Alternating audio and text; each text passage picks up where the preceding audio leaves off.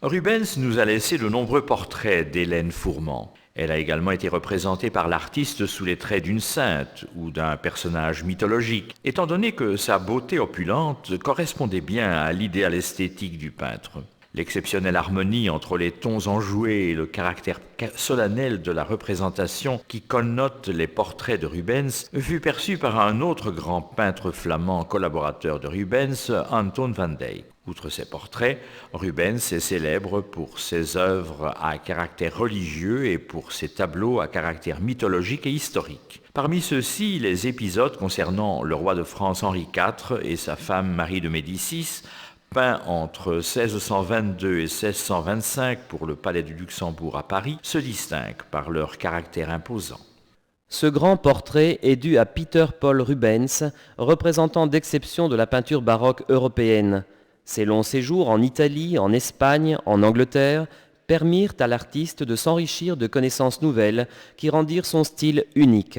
Sa peinture, à la fois somptueuse et enjouée, célébrative et naturaliste, parvient à concentrer et à harmoniser les différentes instances de la peinture du XVIIe siècle et fait de Rubens un des artistes les plus appréciés et recherchés par les commanditaires laïcs et religieux.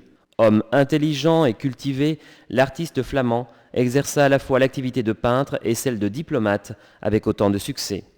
Le tableau représente Hélène Fourment, seconde épouse de Rubens que l'artiste épousa en 1630 lorsqu'elle avait 17 ans. Le portrait du Louvre représente Hélène Fourment en compagnie d'un petit garçon d'environ 6 ans, probablement son fils aîné Franz.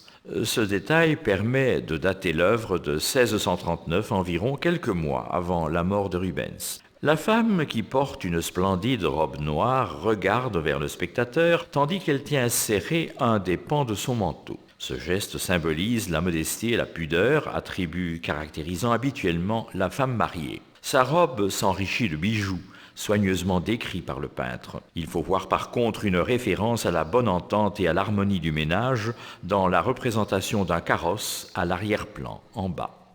Rubens a représenté sa femme en pied, coupe qui donne à la représentation une tonalité plus majestueuse et solennelle. L'enjouement et le naturel de cette image sont traduits par la posture de la jeune femme saisie au moment où elle sort de chez elle. Son pas s'interrompt tandis que son buste se tourne légèrement vers nous. L'effet de spontanéité est accentué par l'image de l'enfant représenté à droite qui suit sa mère et n'a pas l'air de s'apercevoir de nous.